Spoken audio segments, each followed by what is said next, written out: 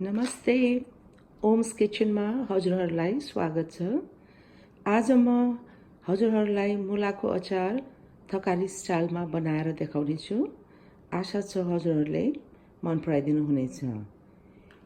यो मुलाको अचार बनाउँदा प्रोसेस अलि लामो छ, किनकि यो मुलाबाट आउने पानी सबै प्राय फाल्नुपर्छ, नत्र अचार एकदम झोल हुन्छ अनि मिठो हुँदैन। त्यसकारण अलि फुर्सद भएको बेला बनाउनु होला।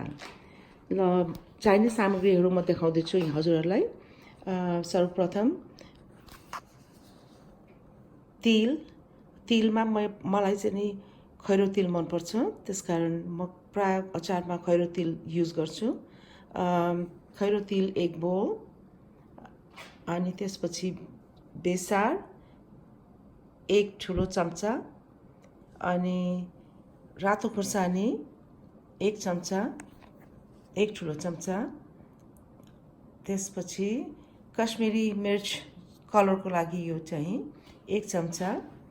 त्यसपछि नुन स्वाद अनुसार, अनि कागतीको रस 1 सानो बोल। त्यसपछि हरियो खुर्सानी 20 वटा जति लिएकी छु मैले, अनि यसमा अलिकति पिसेको लसुन। यो राख्नाले एकदमै मिठो हुन्छ अचार। त्यसपछि झाल्नको लागि मेथी अनि तेल 1 ठुलो बोल लिएकी छु।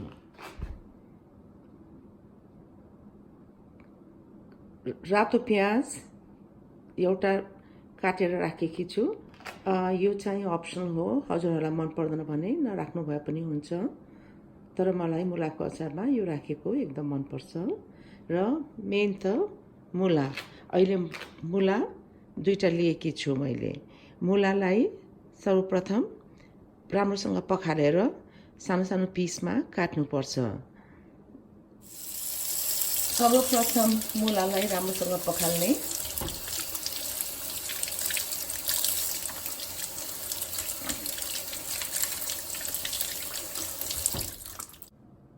हेर्नुहोस् त, मैले मुलालाई यसरी यतिको लम्बाइमा काटेकी छु र यसलाई पनि अझ सानो सानो पिसमा काट्नु पर्नेछ।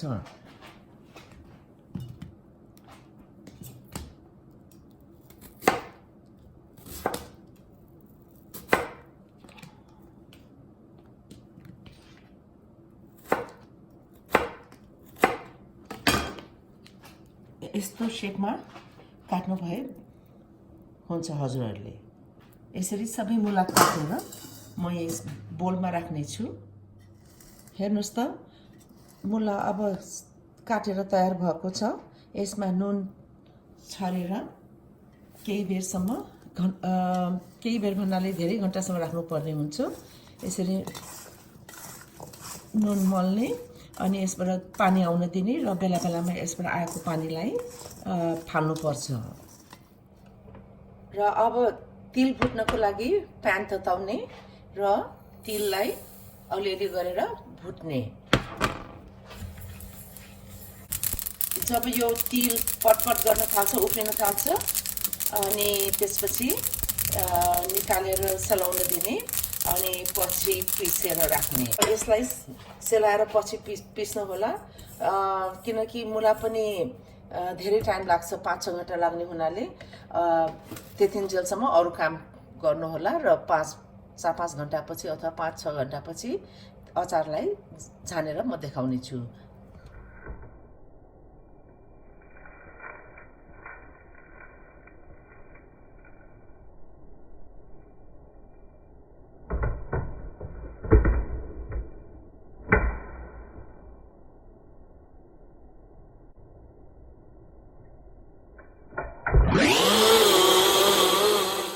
अब म हजुरहरूलाई अचार मलेर देखाउने छु। अघि मैले भुटेर पिनेको तिल यसरी जति सक्दो मसिनो गरेर पिस्नु होला, किनभने अचारमा तिल चाहिँ जति मसिनो गर्यो त्यति मिठो अथवा राम्रो पनि देखिन्छ।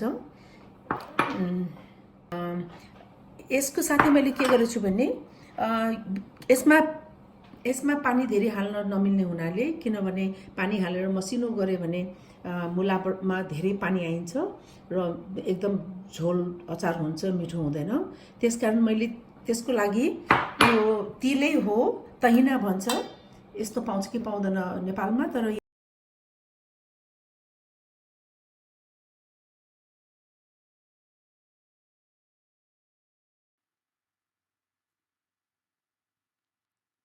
यो तिलको पेस्ट एकदम मसिनो हुन्छ, जसले गर्दा अचारको टेक्स्चर एकदम राम्रो हुन्छ। तर हजुरहरूले भन्नु होला यो मात्रै किन युज नगर्ने, त्यसो भए यो मात्रै युज गर्दाखेरि के हुन्छ भने अचारको टेक्स्चर त राम्रो हुन्छ, तर स्वाद भन्ने त्यति मिठो हुँदैन। किनभने जुन हाम्रो तिल भुटेको हुन्छ एकदम रोस्टेड हुन्छ अनि एकदम स्वाद मिठो हुन्छ। तर यो चाहिँ हेर्दा राम्रो, स्वाद चाहिँ त्यति साह्रो राम्रो हुँदैन। त्यसकारण म खालि 1 चम्चा मात्रै मिसाउँछु। बाँकी यो भुटेर पिनेको, यसलाई चाहिँ जति सक्दो मसिनो गर्नुभयो भने राम्रो हुन्छ। तर अब ग्राइन्डरमा पानी हालेर चाहिँ नगर्नु होला, किनभने पानीले गर्दा पछि हामी नुन कागती यसमा हाल्दाखेरि पानी बेसरी आउँछ। अनि यसमा बेसार, रातो खुर्सानी,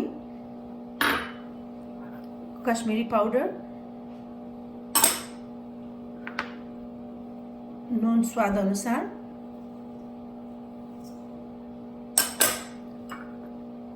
लसुनको पेस्ट,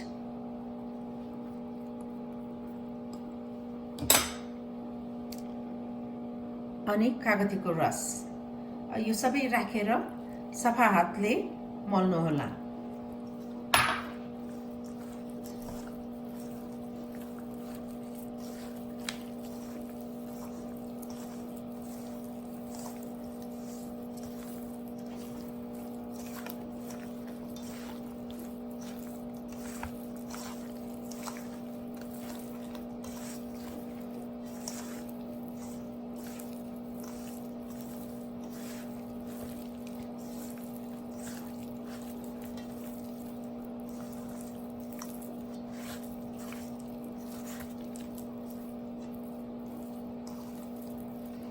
बाँकी तिल पनि म राख्दैछु।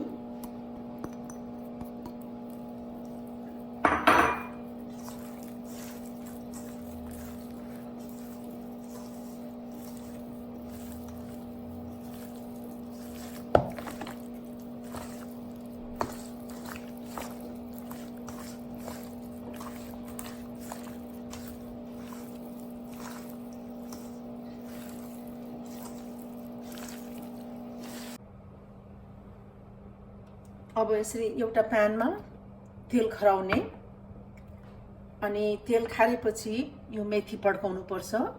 साथै त्यसपछि यो हरियो खुर्सानी यसरी बीचमा चिरा चिरा पारेर काटेर अनि यसलाई पनि फुराएर झान्ने।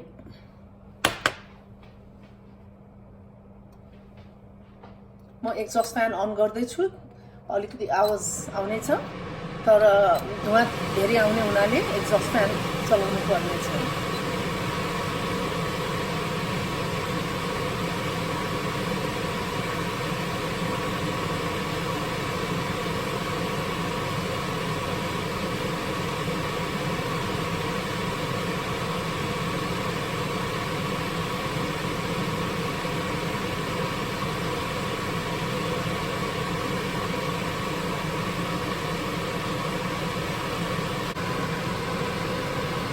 मैले एउटा कुरा बिर्सेकी छु, जुन प्याज काटेर राखेको थियो नि अचारमा हाल्नलाई, त्यो पनि अहिले हाल्दैछु।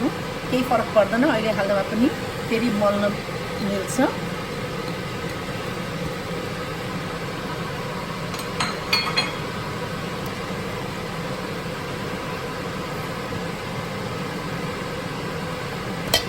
तेल खालिसकेछ, अब म मेथी पड्काउँदैछु।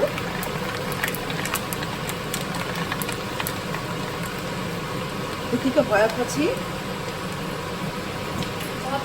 मेथी के गर्छु भने झान्दाखेरि मेथी राख्दिनँ, मेथीलाई यसरी स्ट्रेनरमा निकालेर यसरी झाल्छु।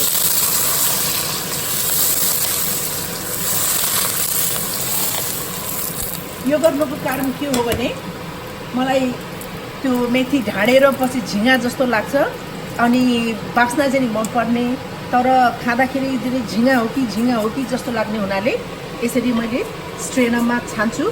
तर हजुरहरूलाई केही आपत्ति छैन भने नछान्नु भए पनि हुन्छ। र त्यसपछि यो खुर्सानी पनि एकछिन पड्काइदिन्छु। यसरी हरियो खुर्सानी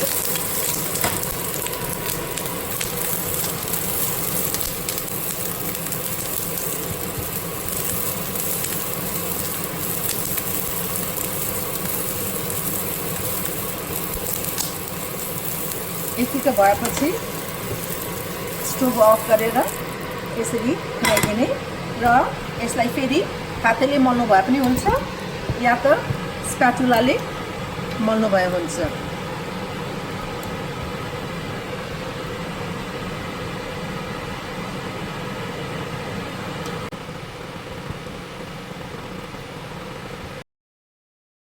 भोलिपल्ट अचार यस्तो देखिन्छ र एकदम मिठो पनि हुन्छ। यो मेरो पहिलो भिडियो हो, त्यसकारण धेरै त्रुटिहरू होलान्।